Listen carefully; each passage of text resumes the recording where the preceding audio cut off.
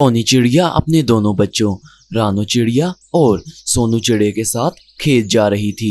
वो दाना लेने के लिए जा रही थी। जैसे ही वो वहां पहुंचती है वहां तो गोरी भी थी। अरे गोरी बहन, आप यहाँ दाना लेने आई हैं? क्या मुझे बता सकती हैं कि यहाँ सही दाना कहाँ से मिलेगा? अरे टोनी चिड़िया, तुमने भी दाना लेना है? यहाँ सही दाना नहीं है। ऐसा करो, तुम वहाँ आगे कबूतर से ले आओ, मैं इन बच्चों को अपने साथ ले जाती हूँ। लेकिन वो तो ठीक है कि आप मेरे बच्चों को अपने साथ ले जाएंगी और मैं कबूतर से दाना ले आऊं, लेकिन आप इनको लेके कहाँ जाएंगी? अरे मैं इनको वहाँ आके से दाना ले देती हूँ, और वहाँ काफी अच्छा दाना भी है। कबूतर के पास दाना कम था, इसलिए गोरी टोनी चिड़िया को कबूतर के पास भेजती है और उन दोनों बच्चों को अपने साथ ले जाती। अरे मेरी बात सुनो, तुम दोनों की मामा ने कहा है ना कि मेरे साथ आओ। चलो अब तुम दोनों मेरे साथ चलो आओ। हमें पता है आंटी, हम आ ही रही हैं। कहाँ जाना है, हमें ले जाए। इसके बाद कालू कौवे की बीवी गोरी कौवी रानो और सोनू चिड़े को वहां से ले जाती है, जबकि टोनी चिड़िया पीछे से कबूतर के पास जाती है। बंटी, मुझे दाना दे दो। और मेरे बच्चे कहाँ हैं? वो कहाँ हैं? यहाँ तो वो नजर ही नहीं आ रहे। अरे कौन से बच्चे आपके? यहाँ कौन से बच्चे होंगे आपके? दाना तो मैं दे देता हूँ। अरे मैं अपने बच्चों की बात कर रही हूँ, रानू चिड़िया और सोनू चिड़ा। वो दोनों तो गोरी के साथ आने वाले थे, यहाँ अभी तक आए नहीं क्या?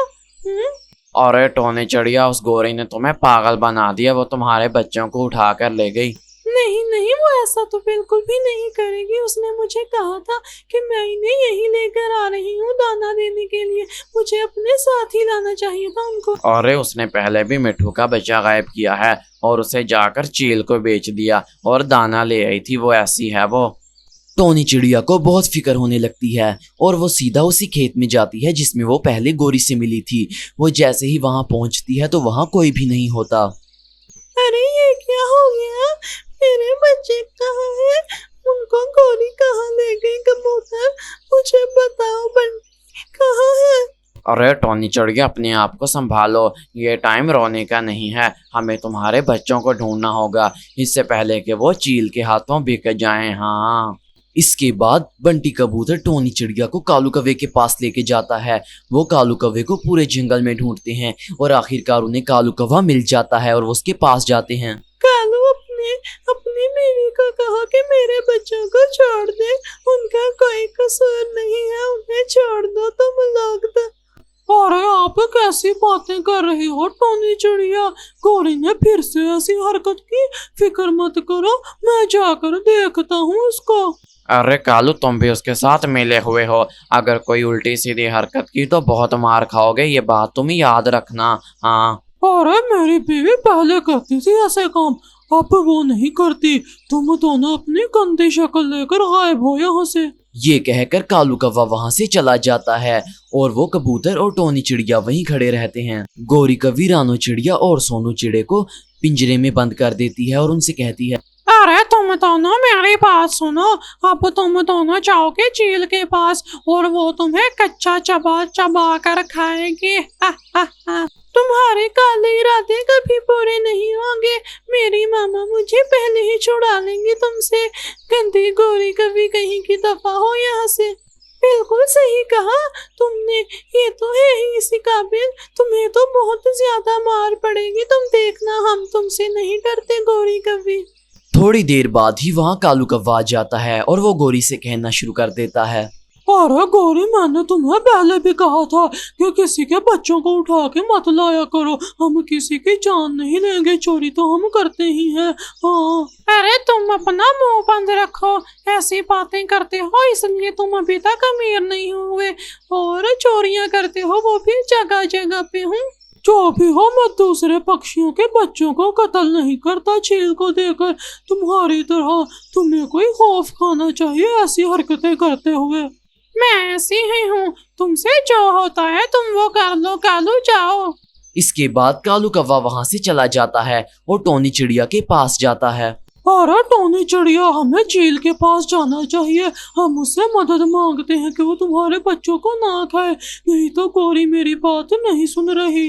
कालू, तुम्हारा बहुत बहुत शुक्रिया जो तुम मेरी मदद कर रहे हो, नहीं तो पूरे जंगल में से कोई भी मेरी मदद नहीं कर रहा इस वक्त। अरे तुम फिक्र मत करो, तुम्हारे बच्चे बच जाएंगे। मानता हूँ कि मैं चोरियां करता हूँ, लेकिन मैं किसी का खून नहीं कर सकता। हाँ। इसके बाद कालू कौवा और टोनी चिड़िया जाते हैं चील के घर। वो जैसे ही चील के घर पहुंचते हैं, वो चील से जाकर कहना शुरू कर देते हैं। अरे चील, बात सुनो तुम मेरी, तुम भी कोई खुदा का खौफ खाओ। मेरी बीवी तुम्हारे पास बच्चे लेकर आएगी टोनी चिड़िया के, उनको बख्श देना। देख लो चील दी, मेरे बच्चों को कुछ ना करना आप, वो भी बहुत छोटे हैं, उनमें तो मांस भी नहीं, उनको छोड़ देना आप। अरे तुम दोनों फिक्र क्यों करते हो? तुम दोनों मदद के लिए आए हो मेरे पास, मैं मदद करूंगी और उस गोरी को भी सबक सिखाऊंगी। आपका बहुत बहुत शुक्रिया चील्दी, जो आप मेरी मदद के लिए मान गई, नहीं तो कालू के अलावा और किसी ने मेरी मदद नहीं की। इसके बाद टोनी चिड़िया और कालू कौवा अपने अपने घर को जाते हैं। अरे तुम दोनों मेरी बात सुनो, अब तुम दोनों चील के पास जा रहे हो, इसलिए अपनी हद में रहकर बात करना, नहीं तो वो तुम्हें बहुत दर्दनाक मौत देगी। अगर चुप रहोगे तो आराम से मौत आएगी। ये कहकर गोरी रानो और सोनू को वहां से ले जाती है और चील के पास जाती है। चील दी, ये लो, ये दोनों टोनी चिड़िया के बच्चे हैं, बहुत ही लजीज हैं। इनके बदले मुझे खाना दे दो और आप इन्हें खा जाओ। वैसे गोरी, कभी तुम्हें इन दोनों के बदले में चाहिए क्या? बताओ तो सही, जरा मुझे भी पता चले कि तुम ये काम मेरे लिए क्यों करती हो। अरे चील दी, वो तो मैं आपकी दोस्त हूँ इसलिए, लेकिन अगर आप पूछ ही रही हैं तो बता देती हूँ। मुझे आप 1 महीने का दाना दे दो इनके बदले और इन्हें खा लो। ना गौरी, तुझे इतनी भी शर्म नहीं आती कि तू टोनी चिड़िया के बच्चे बेचेगी और उनके बदले 1 महीने का दाना? तेरी तो खैर नहीं। इसके बाद चील गोरी कवि को बहुत ज्यादा पीटती है और मार मार कर उसका बुरा हाल कर देती है। अरे चील, बस हो गई, बस हो गई, मैं समझ गई। आइंदा के बाद चोरी नहीं करूंगी, खास तौर पर किसी के बच्चों को तो अगवा भी नहीं करूंगी मैं। माफ कर दो मुझे तुम। मेरी बात सुन तो, टोनी चिड़िया मेरी दोस्त है आइंदा के बाद, और अगर तूने इनको सही सलामत वापस नहीं किया तो तेरी टांगे तोड़ दूंगी। इसके बाद गोरी कवि टोनी चिड़िया के दोनों बच्चों रानो चिड़िया और सोनू चिड़े को वापस उनके घर छोड़ने के लिए जाती है।